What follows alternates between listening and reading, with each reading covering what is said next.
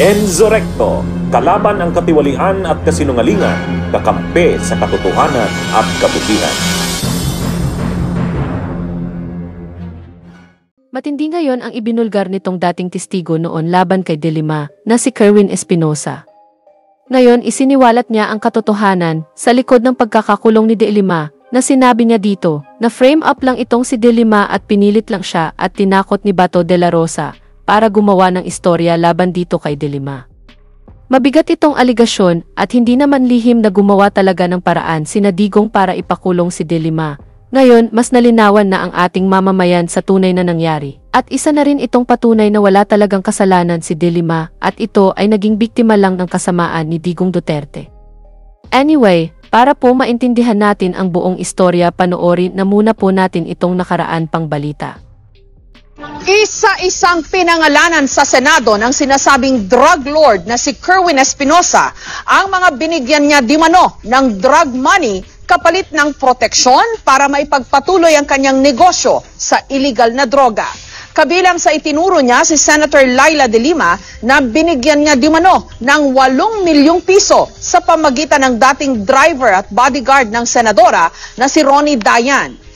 100,000 pesos. Nakaharap mismo sa Senador Laila De Lima nang ihayag ng sinasabing drug lord na si Kerwin Espinosa sa hearing ng Senado na nagbigay umano siya ng 8 milyong piso para sa kampanya nito sa pagkasenador.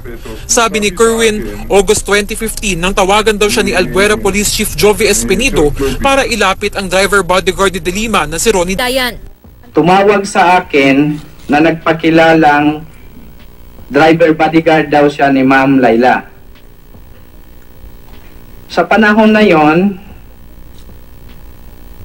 sa pagtawag niya, pinapasabi daw sa akin ni Ma'am Laila na kailangan ng pondo para sa 2016 eleksyon. Pumayag daw si Kerwin na magbigay ng pera kapalit ng proteksyon umano ni De Lima.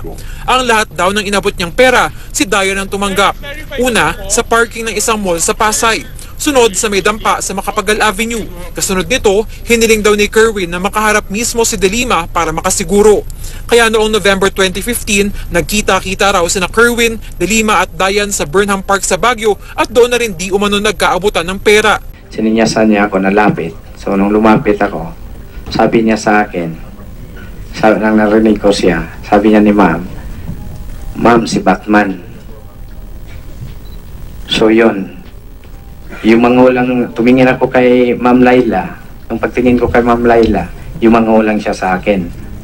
Tinawag ko yung asawa ko, Ma, halika, pa-picture tayo ni Ma'am Laila. So nagpa-picture kami kay Ma'am Laila. Pagkatapos noon, nagpa-picture kami. Pagkatapos ng picture, nag-shake hands ako sa kanya at nag-ano ako ng thank you, Ma'am. Tapos, sinabay ko yung pagsabi kay Ma'am kung natandaan niya na nandun na yung pera kay Ronnie, Ma'am. Ang huling abot daw ni Kerwin ng pera ay sa parking lot muli sa Pasay. Suma total, 8 milyong piso raw ang naibigay ni Espinosa kay Dayan. Sa nauna namang pahayag ni Dayan, inamin niyang tumanggap siya ng pera mula kay Kerwin para kay De Lima. Ang napanood po ninyo ay nakalipas pang balita na kung saan itong panahon na ito ay inuusig si dating Senadora Laila De Lima sa salang hindi naman niya ginawa makalipas ang 7 taon. Ngayon nagsalita na itong si Kerwin Espinosa at inamin na wala talagang kasalanan si De Lima at pinilit lang siya ni Bato at Digong at tinakot na dapat sumunod sa pinagkasunduan na plano. Para po sa mga revelasyon ni Espinosa, panoorin po natin ang kanyang mga sinabi. So sabi naman ni Bato, Kerwin, para magkaintindihan tayo at para walang mangyari na masama sa iyo o sa pamilya mo o sa membro ng pamilya mo, sumunod ka na lang sa plano. Tapos ang tanong ako, Sir, anong plano po ba? Yung sagot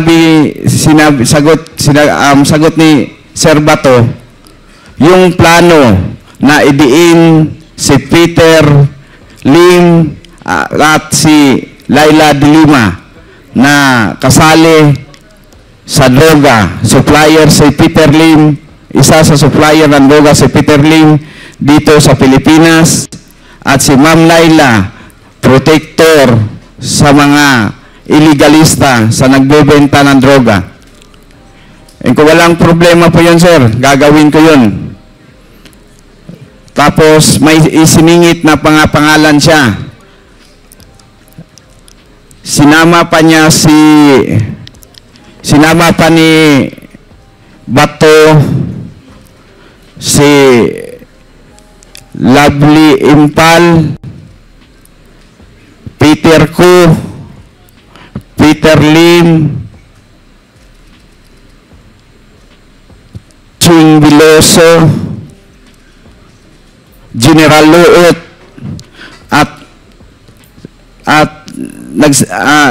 nitingog si Joby na isali daw si Congressman Richard.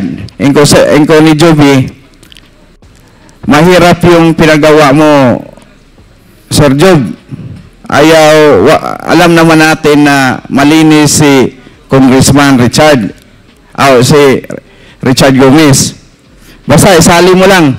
Pero nag-ano si Bato, basta ang siguraduhin mo lang, di ba na ano yung pangalan mo kung sa dinawit sa testimony sa affidavit doon sa Senado.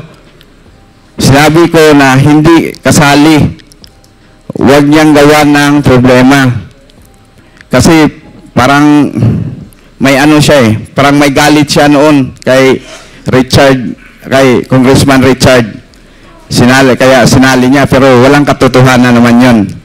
At hindi nasali nung nag-testify ako sa Senado. Ang nasali lang si Ching Biloso, si General Luot, Lovely Impal, Peter Ko, Peter Lim, at hindi ko na natandaan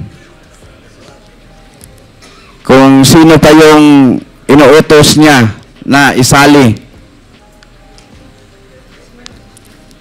Pagkatapos doon, habang nandoon siya sa loob ng kwarto, narinig ng aking ina ang mga sinasabi niya. Pinatawagan niya, dinayal niya si Dayan. Sabi niya, kausapin mo si Dayan. Ikaw, sino yan, sir? Yung driver bodyguard daw ni Ma'am Laila. Yung driver bodyguard ni Ma'am Laila. Kasi para kami magkasinabot sa magkaintindihan sa gawing senaryo o salita doon sa Senado. Kasi kung nasubaybayan nyo yun, yung kay Dayan at yung sa akin, magkaiba ng date. Magkaiba ng pizza. Kaya sabi niya, mag-usap kayong dalawa, ayusin nyo yan. Kailangan magtugma ang mga pizza na nagkaroon ng tanggapan ng pera, drug money, sa dampa at sa mga lugar.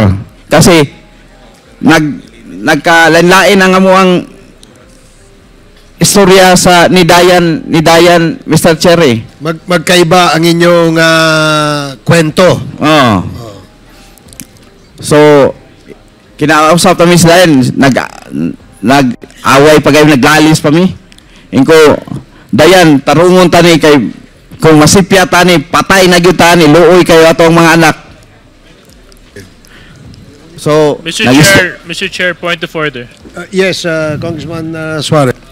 Some of us are not as eloquent as you are when it comes to Bisaya. Maybe a colleague of ours can translate yung mga Bisaya terms na binanggit ni Kerwin para mas maintindihan po natin yung mga sinasabi niya dito po sa hearing. Sige, ulitin mo ulit yung sinabi mo, Mr. Espinosa, at itatranslate ko. Mr. Chair? Tinawagan namin si Dayan kasi nahuli na si Dayan. Tinawagan namin ni General Bato sa panahon na yon. Tinawagan namin, tapos sabi ni General Bato, ayusin nyo ang statement, tarunga ang inyuhang statement nga magkatugma ang pizza at ang area kung saan nagkaroon ng pagbigay ng pera at pagtanggap ng pera. Kasi magkaiba ang aming sinasabi. Sige, dahil magkaiba yung petsa at saka yung lugar ng kwento ni Kerwin at saka kwento ni Mr. Dayan, ang instruction sa kanila ni General Bato ay mag-usap sila para ayusin at magkatugma-tugma yung mga detalye ng kanilang narration. Ngayon papaano napapayag itong si Kerwin Espinosa ni Bato de la Rosa na tumistigo laban kay De Lima? Kung matatandaan po natin napatay ang ama nito na si dating mayor na si Rolando Espinosa sa loob ng kulungan at dito ginamit ni na Bato ang pagkakataon na takutin itong si Espinosa na kung hindi siya sumunod sa lahat ng kanilang utos, pwede siyang isunod sa kanyang ama or ang kanyang pamilya, paglalahad ni Espinosa. Para po sa iba pang mga sinabi ni Kerwin Espinosa, panoorin po natin ito. November 17. So, dumating ako ng around 11 p.m. or more or less. Sinundo ako ng mga kapulisan dito sa atin. Ang sumundo sa akin, si General Bato. Inakbayan niya ako papunta sa sasakyan na Land Cruiser na puti na bulletproof. Nung sumakay na kaming lahat, si General Bato nasa front seat, ako ay nasa likod. Pinagitnaan ako ng dalawang mga pulis. At sinabihan niya ako na aminin mo na sangkot ka sa kalakaran sa droga dito sa Pilipinas. At idawit ko si Peter Lim. Idawit ko si Peter Lim at si Laila de Lima para madiin na sila.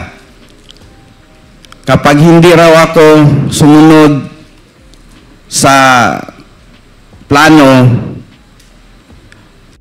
pwedeng mangyari sa akin ang nangyari sa ama ko o isa sa mga pamilya ko ang mamatay din. Yan po mga kabunyog, napanood po natin ang salaysay ni Kerwin Espinosa. Dito po natin makikita kung gaano kasama sina Bato at Digong na lahat gagawin nila para durugin ang kanilang mga kalaban sa politika, tulad ng ginawa nila kay De Lima.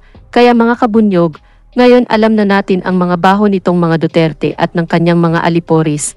Kailangan na panagutin na sila sa kanilang mga ginawa para magkaroon na po ng hustisya ang mga naging biktima noon panahon ng pamumuno ni Digong Duterte. Sige po mga kabunyog, dito na lang po ang aking topic. Mabuhay po tayo. May kulanong salita na ang ibig sabihin dito ay ang pagkakaisa. Bunyog Party List. Halika na, Bunyog Party List ka na. Halika na, Bunyog Party List ka na. Sa susunod, ang atinang suportahan, Bunyog Party List, nagtataguyod ng katotohanan, lumalaban para sa bayan.